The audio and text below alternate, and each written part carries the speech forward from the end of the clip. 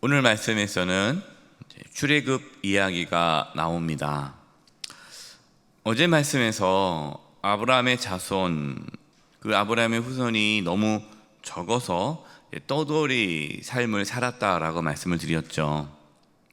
그런데 오늘 말씀에서는 하나님께서는 이제 아브라함의 그 후손 이스라엘 민족을 번성케 하셨다라는 말씀이 나옵니다.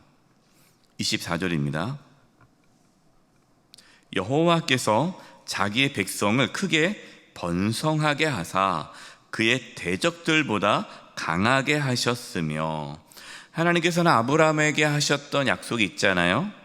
아브라함의 자손이 하늘의 별처럼 바닷가의 모래처럼 많게 하실 것이다 라고 약속하셨는데, 그 약속대로 이제 애굽에서 이스라엘 자손이 크게 번성하게 되었습니다. 이스라엘 민족이 그렇게 큰 민족, 번성하게 된 것은 전적인 하나님의 은혜와 주권 속에서 이루어졌다라는 것을 말씀하고 있는 거예요. 그러니까 그들이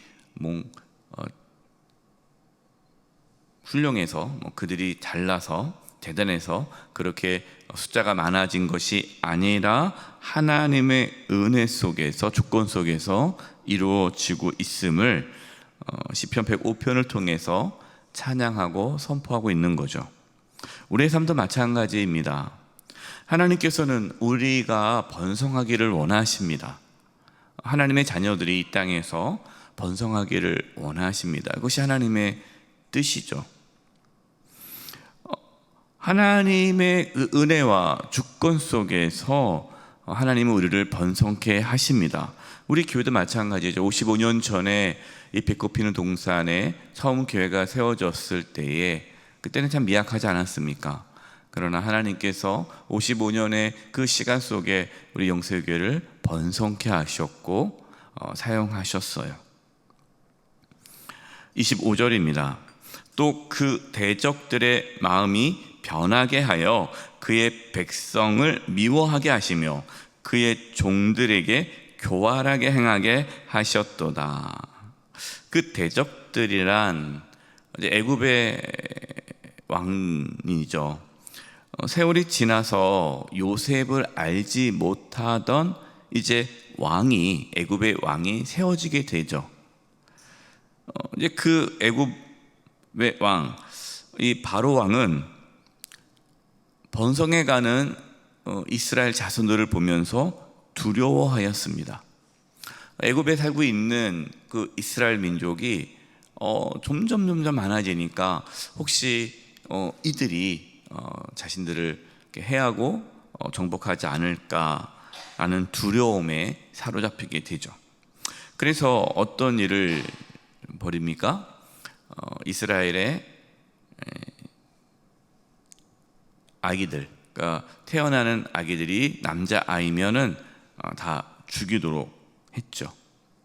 그러나 하나님께서는 그러한 애굽의 왕의 그런 악함을 하나님께서 막으시고 이스라엘의 그 민족을 더 번성케 하셨습니다. 그리고 하나님은 모세와 아론을 보내주셔서 애굽 땅에서 고통받고 있던 이스라엘 백성들을 인도해 주셨습니다. 어떻게 이스라엘 백성들이 그 애굽에서 나올 수 있었을까요? 27절입니다. 그들의 백성 중에서 여호와의 표적을 보이고 함의 땅에서 징조들을 행하였도다. 그들은 이제 모세와 아론이죠. 그들의 백성, 애굽 땅에 있는 이스라엘 백성 중에 하나님의 표적을 보이고, 함의 땅이란 애굽의 땅입니다. 거기서 징조를 행했어요. 하나님께서는 모세와 아론을 통해서 하나님의 표적을 보이고 애굽에 10가지의 재앙을 내리셨습니다. 그러면서 28절을 보면요, 여호와께서, 주가 여호와죠, 여호와 하나님께서 흑암을 보내사 그것을 어둡게 하셨으나 그들은 그의 말을 지키지 아니하였도다. 시편 기자는 이 애굽의 재앙이 그냥 우연히 일어난 자연재해가 아니라는 거예요. 하나님께서 내리신 재앙임을 분명하게 말씀하고 있습니다. 우리는 이 시편 105편 오늘 본문 말씀을 묵상하면서 하나님은 하늘에만 계시는 분이 아니라 실제로 이 세상을 다스리시고 주관하시고 역사하시는 살아계신 하나님임을 다시 한번 우리는 알 수가 있죠. 31절 보겠습니다. 여호와께서 말씀하신즉, 여기 나오죠. 주어가 하나님이세요. 여호와께서 말씀하신지 파리때가 오며 그들의 온 영토에 이가 생겼도다. 그냥 파리때가 온 게 아니에요. 우연히 자연재해가 아니라는 거예요. 여호와께서 말씀하시니까 파리때가 온 겁니다. 34절 보겠습니다. 34절 여호와께서 말씀하신즉 황충과 수많은 메뚜기가 몰려와. 수많은 메뚜기가 와서 그냥 모든 밭에 있는 곡식을 다 갉아먹게 만든 거, 그냥 우연이 아니라는 거죠. 하나님께서 보내셨다라는 겁니다. 그러니까 하나님께서 말씀하시니 그대로 되니라. 하나님께서 말씀하시니 그대로 되니라. 하나님께 세상을 그렇게 창조하지 않으셨습니까? 말씀으로 세상을 창조하셨죠.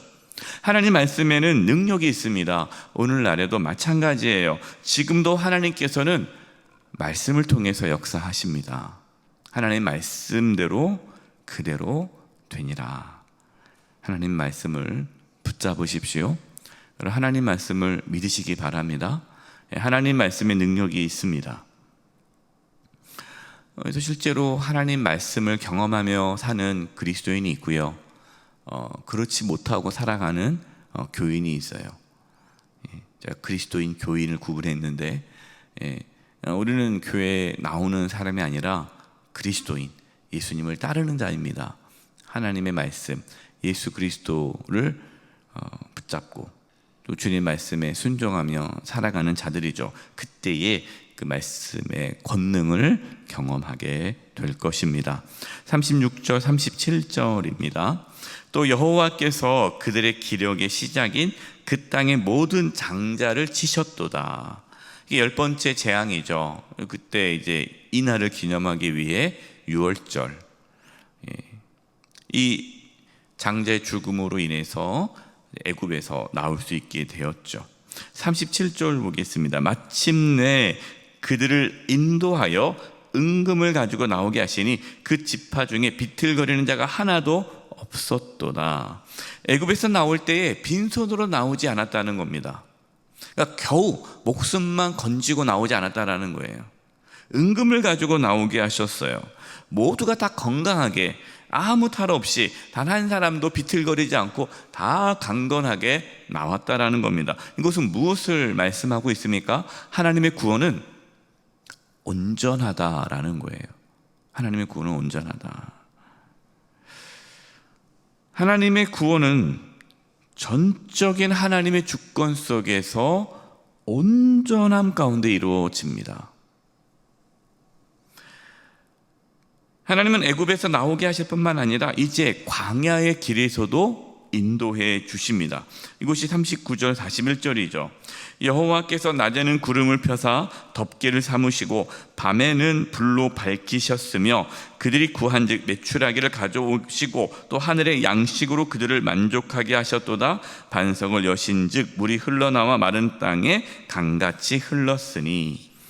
하나님은 이스라엘 백성들을 애굽에서 구원해 주실 뿐만 아니라 또 그들이 가나안 땅에 들어가기까지 광야에서 살아갈 수 있도록 먹을 것과 물을 주시고 불기둥과 구름기둥으로 보호하시고 인도하셨다라는 거죠. 하나님의 도우심은 이렇게 실제적이다라는 것입니다. 하나님은 우리의 필요를 아십니다. 하나님은 우리의 필요를 채워주십니다. 하나님은 우리를 지금도 인도해 주십니다. 그것을 믿고 이방인들처럼 무엇을 먹을까 무엇을 마실까 염려하지 마시고 그 모든 것을 아시는 하나님께 나아가 먼저 그의 나라와 의, 하나님을 먼저 구하시는 믿음의 백성들 되기를 소망합니다. 이제 여기서 중요한 말씀이 나옵니다. 하나님께서 왜 이스라엘 백성들을 애굽에서 구원해 주셨느냐? 왜 하나님께서 이스라엘 백성들을 광야 길을 거친 다음에 가나안 땅으로 인도해 주셨느냐라는 것입니다. 그 이유가 뭐냐? 이게 중요하죠. 44절 45절입니다.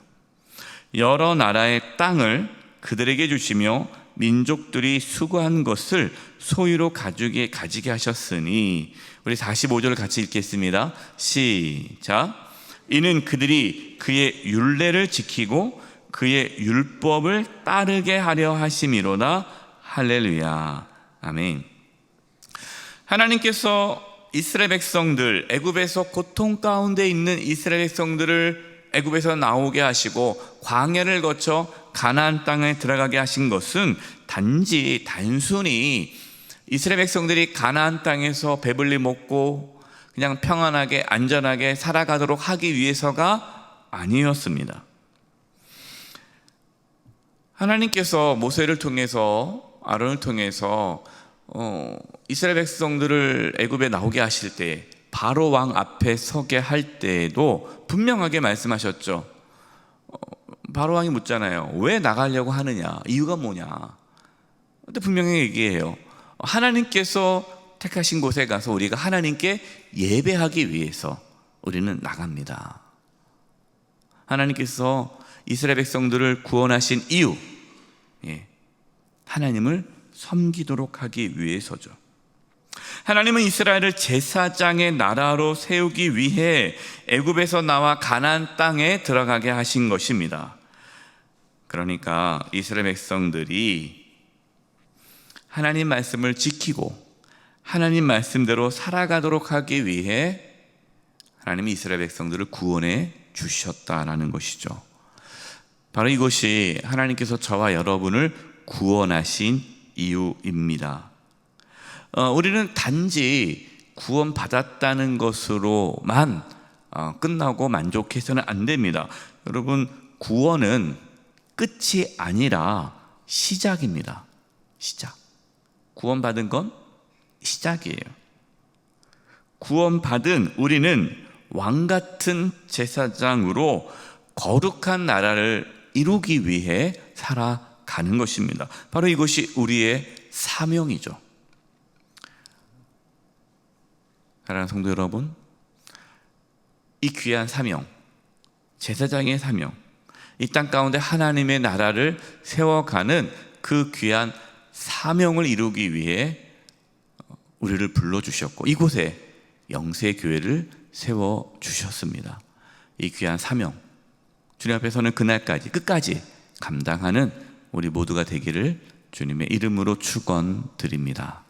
이제 우리 합심해서 기도하겠습니다. 기도할 것은 하나님, 우리가 이 땅에 살아가는 동안에 하나님의 인도하심과 돌보심을 경험하며 살게 해주시고 하나님 말씀을 붙잡고 살게 해주시옵소서. 이방인들처럼 무엇을 먹을까 무엇을 마실까 염려하며 살지 않게 해주시고 먼저 하나님의 나라와 의를 구하며 살게 해주셔서 하나님, 우리가 이 땅에 사는 동안에 또 제사장의 그 사명, 왕같은 제사장으로 하나님의 나라를 이루어가며 살게 해 주시옵소서. 이 부분을 위해서 합심의 통성으로 기도하며 나가겠습니다. 하나님 아버지, 감사합니다. 저희들을 구원해 주시고 인도해 주심을 감사합니다. 하나님의 자녀로서 이 땅에 살아가는 동안에 담대하게 살아가게 해 주시옵소서. 이방인들처럼 무엇을 먹을까 무엇을 마실까 염려하지 않게 해 주시고 하나님께서 이 모든 것을 우리에게 주시고 후히 주시고 부족함이 없게 하심을 믿고 먼저 하나님의 나라와 의를 구하는 깨어있는 그리스도인을 낼 수 있도록 역사하여 주시옵소서. 구원받은 그 기쁨과 감격 가운데 살아갈 뿐만 아니라 이제는 하나님의 구원받은 자녀로서 또 왕같은 제사장으로서 이 땅에 사는 동안에 귀한 사명, 하나님의 나라를 세워가는 이 귀한 일에 헌신하며 나아가게 도와주시고 우리 영세교회를 사용하여 주시옵소서. 하나님 아버지, 저희들을 구원해 주시고 하나님의 자녀 삼아 주심을 감사합니다. 이 땅에 살아가는 동안에 왕같은 제사장으로 하나님의 나라를 세워가며 살게 해주시고 이 땅에 사는 동안에 하나님의 인도하심과 돌보심 속에서 풍성한 삶을 살게 해 주시옵소서. 하나님의 나라와 의를 구하는 온전한 신앙인으로 살아갈 수 있게 인도해 주시고, 하나님께서 주시는 그 놀라운 은혜와 복을 누리며 살게 하여 주시옵소서. 감사드렸고 예수님의 이름으로 기도드립니다. 아멘.